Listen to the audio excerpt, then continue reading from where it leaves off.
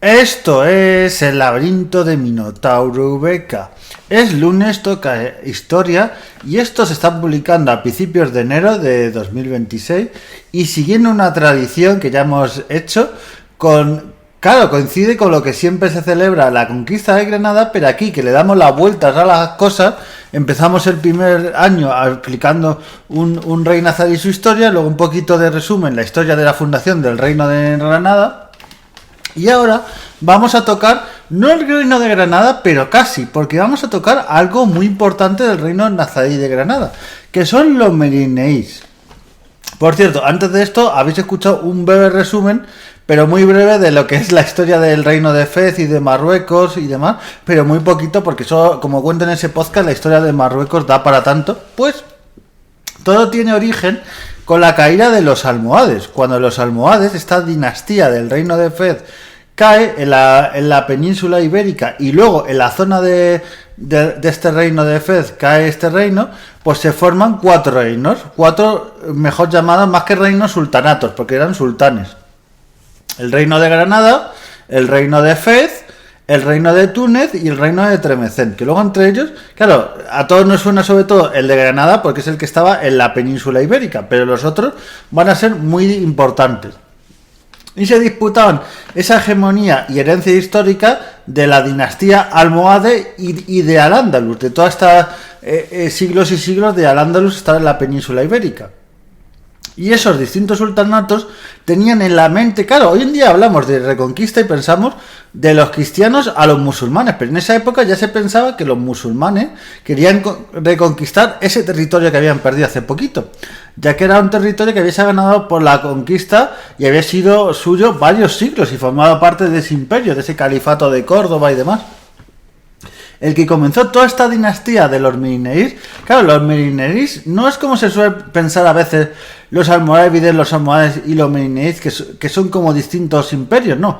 Todos son del mismo reino, el reino de Fez en la zona de Marruecos, de esta ciudad llamada Fez, pero son dinastías que unas van quitando a las otras, igual que en la dinastía musulmana del imperio musulmán prácticamente por todo el mundo, en la que estaban los omeyas y luego los abasíes, pues aquí pasa igual. Entonces, Abu Yusuf, que tenía los padres eran considerados santos en la religión musulmana, pues Abu Yusuf fue el que se puso fin definitivo al califato almohade al conquistar Marrucos. Claro, de Marrucos, esta ciudad, luego y toda esta zona que se llama también, es donde vendría siglos más tarde el nombre de Marruecos. Pues en 1269 les conquista esta ciudad, hecha definitivamente a los almohades, y durante sus últimos últimos años de gobierno haría muchas expediciones a la península ibérica. Las haría en plan para intentar conquistar los merineíes por su parte territorios, y ahora veremos que por un lado y por otro le pedirían ayudas unos y los otros, porque claro, ahora vamos a ver que hay reyes que todos los hemos tachado de ultracatólicos, vamos, más católicos casi que los reyes católicos, Isabel y Fernando, y ahora cuando veamos que les pedían ayuda a estos merineíes, se os va a quedar, vamos, os vais a quedar patidifusos.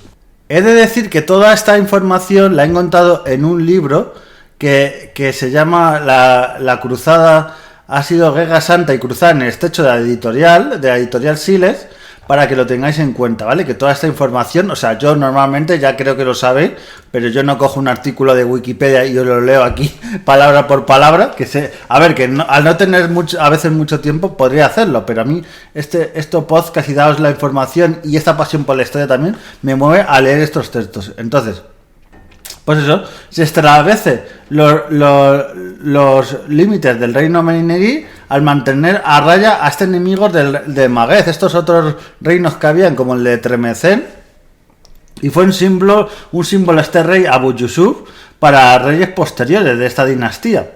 Desde el principio hubo peticiones de auxilio por el reino nazarí que se acababa de fundar hace muy poquito, pero siempre había malentendidos y disputas a raíz de estas peticiones de ayuda. En esta época reinaba en Granada Mohamed I, que ya hablamos de él el año pasado. Pues en esos choques fueron muchas veces por motivos religiosos. Porque ¿qué pasa siempre? Que esto lo hablé también en el podcast que hice sobre la Reconquista con el bueno de Iñaki Urdangarín. Iñaki el bueno, el que no roba de momento. Pues ahí contaba, y lo decía el propio Iñaki, que cuando venían los almorávides, luego venían los almohades, porque siempre decían que su religión era muy laxa. Siempre venía otro que decía, es que no estás haciendo las cosas de la ortodoxia que debes. Y con los Menineís pasaba eso, le decían al reino nazarí, oye, que es que os estáis pasando la religión musulmana por el arco del triunfo. Aquí bebiendo hasta alcohol y todo, que no se puede en nuestra religión. Pues hubo un falso profeta en el reino nazarí de Granada que fue apoyado por este sultán que escribió un falso Corán. Este falso profeta, bueno, falso profeta, claro, para estos ortodoxos, los otros te decían que eran Ibrahim al-Fazari fue el principio de unas relaciones tensas entre los nazaríes y los merineíes. Y Abu Yusuf llegó a un acuerdo, aquí estos acuerdos y estas cosas de la historia, para conquistar Ceuta a la dinastía local de los azafíes, con, ojo al dato, Jaime II de Aragón, y que los barcos aragoneses cercaran la ciudad. Pero una vez que, claro, esto pasa mucho, esto dicen, no, esto no es que no eran españoles los Menineís. Hombre, esto que hicieron era muy español, Una vez que ya se habían quedado la plaza, dijeron, sí, ese acuerdo que tenemos con el rey Jaime II de Aragón, de ceder los territorios y de dar dinero y demás, pues como que ahora que estoy en la ciudad mía, pues como me lo he pensado mejor y que no. Claro, cuando se habla de conquista y el reino de Aragón ayudó a los Menineís, que eran como el enemigo de los cristianos, a conquistar una parte, dice, pero aquí qué reconquista, qué historia me estáis contando y qué milonga los historiadores, que yo que voy a las fuentes primarias leo estos textos y leo estos acuerdos entre unos reinos y otros, ¿qué me estás contando? O sea, pero realmente es un poco, como siempre, manipular la historia para fines políticos.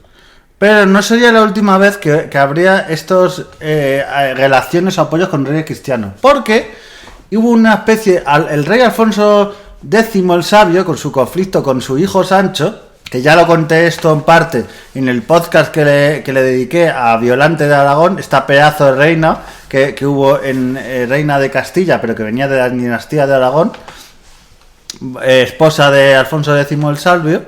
Pues en este conflicto que tenía con su hijo Sancho, pues le pidió ayuda a Alfonso X a los Menineís. Es que imaginaos, ¿alguien se imagina que, por ejemplo, pidían ayuda a Alfonso VI a los almohades? Nadie se lo imagina, porque es el proceso esto que nos han contado de reconquista, porque eran el enemigo acérrimo, pues había esas alianzas. Y el sultán Abu Yusuf acudió aduciendo que era intolerable la traición de un hijo a su padre. Y esa ayuda fue más de manera simbólica, en plan te ayudo, pero no real, porque ya que no sirvió para aplastar la rebelión de Sancho, el hijo de Alfonso X el Sabio. Y destacar, algo que hay que destacar en estas relaciones entre menineríes, los cristianos y tal, que el papel que muchos conoceréis de Alonso Pérez de Guzmán, también conocido como Guzmán el Bueno, que fue un noble cristiano que primero combatió con los cristianos, luego se fue con los musulmanes y luego volvió con los cristianos. Es la famosa leyenda de Guzmán el Bueno. Pues en la historiografía se ha intentado borrar a estos mandos, porque es que no era uno ni dos, los musulmanes reclutaban a muchos mandos, incluso nobles cristianos. Habían familias de nobles cristianos que en plan cuando tenían 8 hijos, pues algunos de los hijos pues no tenían casi protagonismo. Entonces esto era como los equipos de fútbol, ahora los de Arabia Saudí y otros países, pues cogían, le contactaban, le fichaban para su ejército, porque ya en esa época los ejércitos de Castilla, Aragón y otros reinos, los soldados eran muy buenos, entonces les ponían a las órdenes de esa dinastía merinerí y del reino de Fez, ya que sobre todo este rey, Abu Yusuf, era un símbolo de la yihad y por eso no nos ha llegado muchas veces este reclutamiento. Pero por eso se ha querido tapar esas cosas de la historia, que también lo digo por parte de los cristianos, pero por parte de los musulmanes también hay muchas cosas de esta historia de la reconquista que también se han tapado. Porque estaba mal visto estas alianzas con los castellanos y reclutar a esos soldados cristianos. Y bueno, era una estrategia tener a estos cristianos, porque si tenía algún problema con los castellanos, los podían usar como rehén. Y al fallecimiento de Abu Yusuf, este primer rey cambió la manera de actuar del reino de Fez y los Menineís en la península. Ya fueron incursiones más despacito.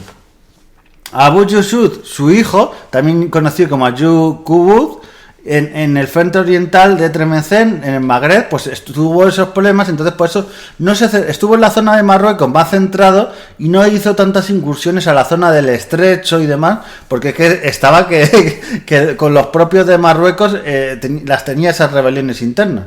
Entonces hizo una división con un gobernador y su división de provincias en toda esa zona de Marruecos, que no llevó a las propiedades que tenían los mineris en la zona de la península ibérica. Durante esta época se perdió el estrecho de Gibraltar por parte de los mineris, una pérdida bastante importante, y el sistema de gobernanza y división de provincias fue exclusivo y no se implementó en esta zona de la península ibérica, solo se hacía en la zona de Marruecos, estas divisiones. Lo que hacía, claro, que el poder en la zona de la península ibérica lo tuviera solo el sultán, y eso hacía que el tema de las órdenes, contraórdenes y tal, no se pudiera reaccionar muchas veces, porque en esa época las comunicaciones iban muy lentas.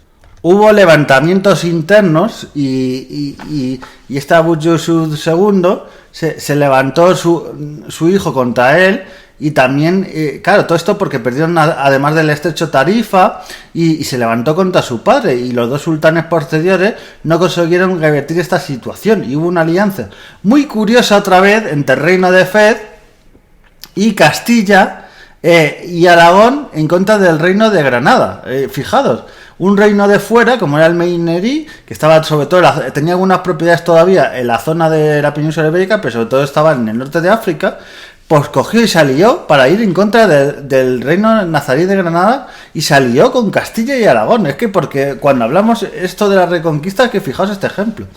Pero para que el reino recuperara, para que este reino de Fez, que había perdido otra vez Ceuta, que ahora Ceuta era del reino nazarí de Granada, para recuperarlo. Pero este hecho se ocultó al Papa Clemente V, porque resulta que una vez tomada la ciudad, los acuerdos que tenían con Castilla y Aragón, otra vez los meineris dijeron: hasta luego, Lucas, sí, muy bien estos acuerdos, pero que no quiero nada. ¿Y por qué no se dijo nada al Papa Clemente V? Porque es que la Iglesia dio fondos para recuperar Ceuta, pero no sabían que los fondos eran para que lo recuperara el enemigo, los musulmanes. Es que no tenía sentido ninguno. Esto de engañar a las autoridades para el dinero, gastártelo en otras cosas y tal, ya era en caso de desvío de capitales en la Edad Media, ¿eh? Ya estamos viendo que en esa época ya había desvío de capitales, para que fijaos los ábalos y coldo de la época. Pero bueno, una vez tomada esa ciudad, dijeron que hasta luego, Lucas, y así el rey de Aragón más tarde pediría, aún así, intentaron ayuda a los soldados cristianos meineris para que tenían conflicto en Cerdeña, que ya Cerdeña, Sicilia y muchas propiedades del Mediterráneo empezaron ahí los aragoneses, pero dijeron los de Meineris: tú me has ayudado a conquistar Ceuta, yo podría ayudarte a conquistar Cerdeña, pero sabes que me lo he pensado mejor y que mejor no. Así que nada. Y en esta última fase de intervención de los meineris en la península ibérica fue protagonizada por Abul Hassan, cuyas derrotas en la batalla de Salao y el cerco de Algeciras, estas batallas en 1340 y 1344, daría para varios podcasts. Pues ahí los meineríes pues se van al otro lado, pues se van a las posesiones en la zona del reino de Fez, lo que ahora es Marruecos, y se quedan ahí, y ya se acaba la historia de los meineríes. Es que es muy importante, ya para acabar este podcast, pues todo el tema de los meineríes, cómo fueron apoyando. Y cuando se habla de los almorávides y de los almohades, pero ya se habla directamente luego del reino de Granada, pero no se habla de que había unos señores llamados los meineríes que venían de este reino de Fez, de la parte de Marruecos, que ayudaron a los nazarís, y que hicieron alianzas, como hemos visto, con los cristianos castellanos, con los aragoneses. Y fijaros, o sea que fijaos esta historia fascinante de los meineríes. La he resumido bastante porque solo cada rey y cada batalla daría para muchos podcasts, pero es un poquito para entrar poco a poco en esta historia, que es más fascinante. Pero si yo no la cuento, no la veis en libros como el que os he dicho que he tomado del Estrecho, la batalla y demás, en lugar de medios de comunicación de la historia y podcast y programas de televisión y tal, estas cosas de los meineríes y de la historia no se cuentan. Así que, bueno, para que veáis otra cosa de la historia, como se dice, la cara B. Y bueno, espero que os haya gustado. Nos vemos en el siguiente podcast y adiós.